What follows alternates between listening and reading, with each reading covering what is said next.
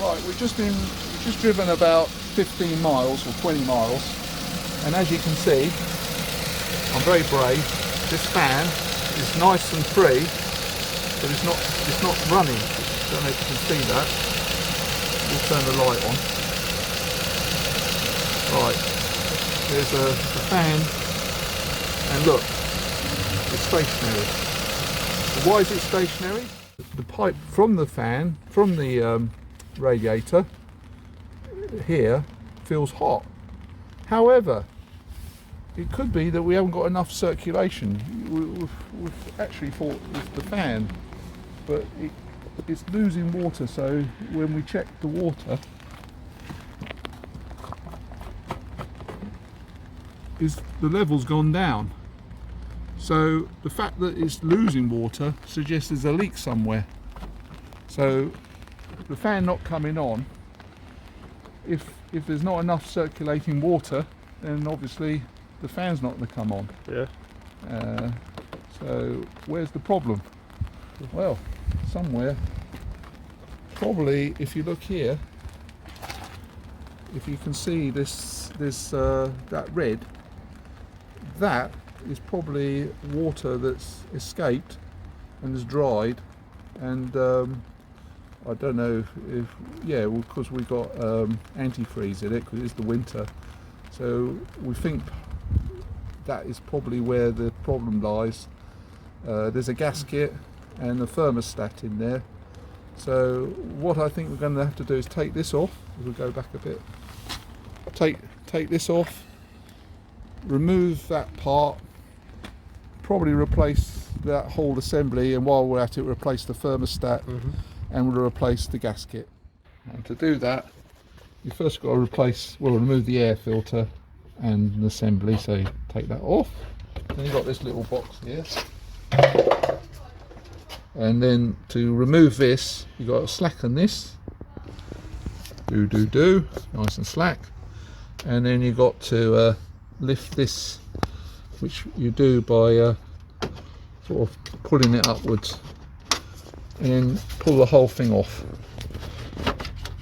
It's easy, and all you've got to lift it up here, and then when you've got it kind of free, right, you've got to disconnect this pipe, and then once you've got the pipe off, then you can wiggle it. Yeah, you can wiggle it by. There you go, and now it's clear. Now you can see where the liquid has leaked, the coolant has leaked out, and corrosion, and obviously this part, the gasket is broken down, and it all needs replacing. So you've got to undo these bolts. There's 6 bolts, there's 3 on top and 3 others underneath, down there, and 1 at the back. Right then, I think we've got to undo this clip, and then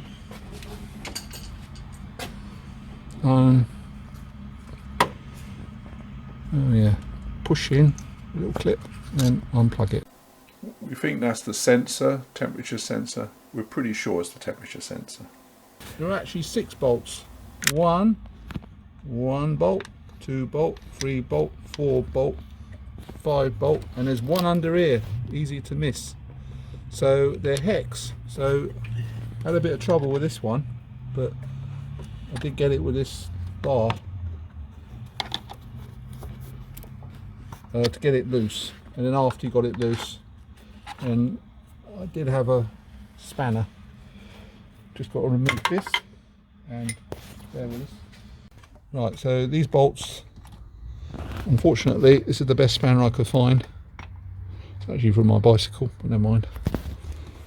And then you release these bolts. That's all 6 of them.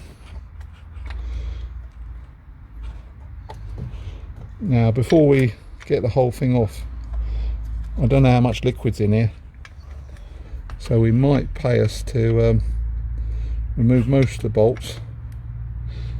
I'll leave the one that's awkward to get to last. Oh, that is leaking a little bit. So maybe we need to take the hose off. So these hoses. So I need to release the hose. So squeeze it together, the clip, and then wiggle, wiggle, wiggle. Of course the other one's in the way. If you squeeze it enough, you can get it past. And then wiggle, wiggle. Wiggle, wiggle won't work. And we'll have to use get that. These clips need to come right back. And then you might need to use a screwdriver.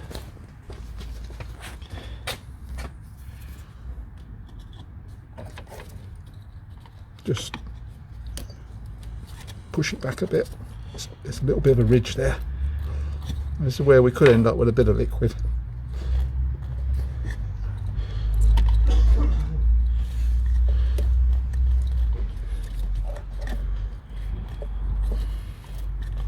Nearly there.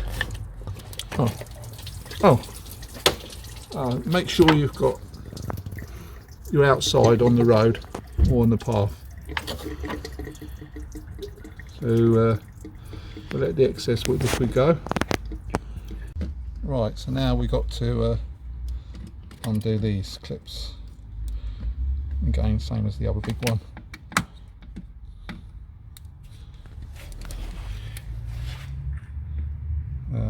Grip, grip, grip.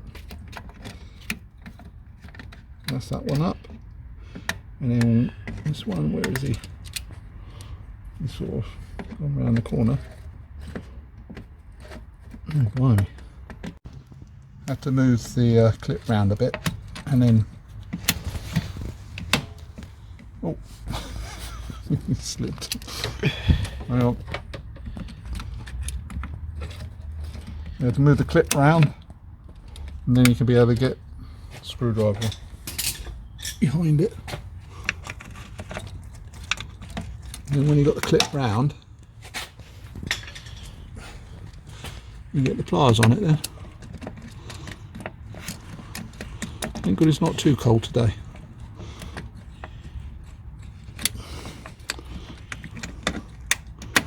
Yeah, it's cut into the tubing quite a lot. Fine. Right, as you can see, or you could see if there was enough light on it. Can we get in? Might have to brighten up. Why is it so? There you go. Oh, okay. There's a clip down there. I haven't quite worked out how to get to it yet. I think if you pull this way, oh yeah, pull it this way, and then squeeze it. And like the others, took a bit of squeezing, and then just release the tube. Got the clip down, and then you can just loosen up around the rubber hose, and then you should be able to just, as easy as this, get it off there. Right, and there you can see corroded and not in, and you can see where it's leaked, the seal, all this. Right, here's the new part, nice and clean. It's got to go back in this way, so we'll screw it back on. Yeah.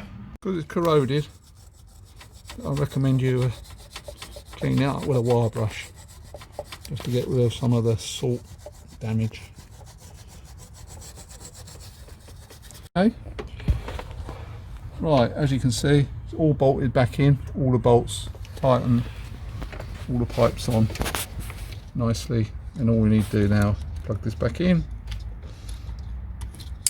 click click, and then put back the air filter.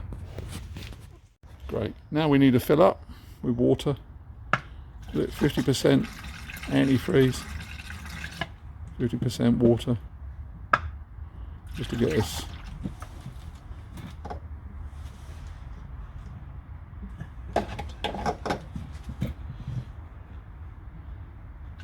that's it. As you know, everything is put back And hopefully,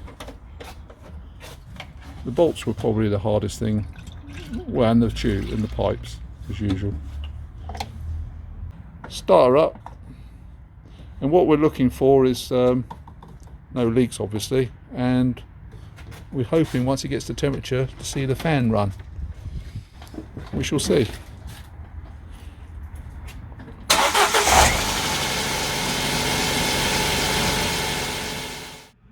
Disappointment, no more leaks, engine runs up to temperature, but unfortunately it looks like the fan motor is faulty.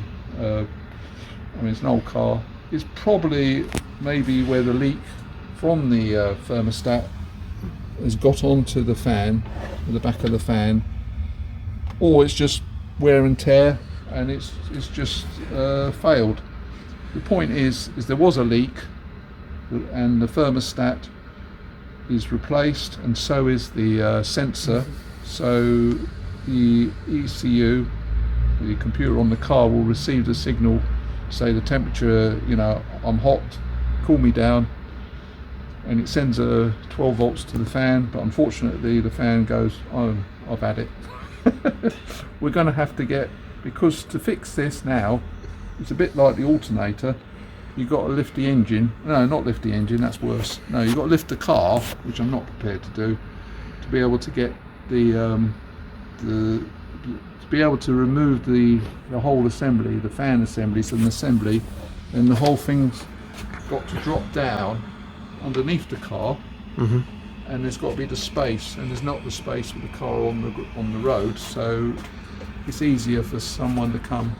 Hopefully the same guy I can get who did the alternator will be able to do the to replace the fan. The only snag is this was cheapish, about 38-40 pound, but the fan we're talking about 150, because it's an obsolete item and it's not easy to get. So it's to get something that's going to work, you have to pay, I don't know, 100-150 pound.